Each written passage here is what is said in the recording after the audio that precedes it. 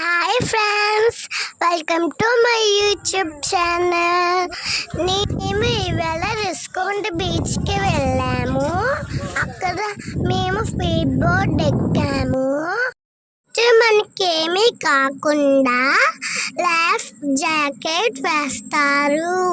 Life jacket వేసుకున్న తర్వాత మేమందరం స్పీడ్ బోట్కి ఎక్కాము.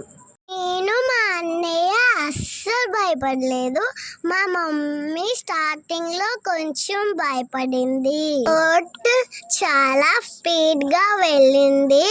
నేను మా అన్నయ్య చాలా బాగా ఎంజాయ్ చేశాం.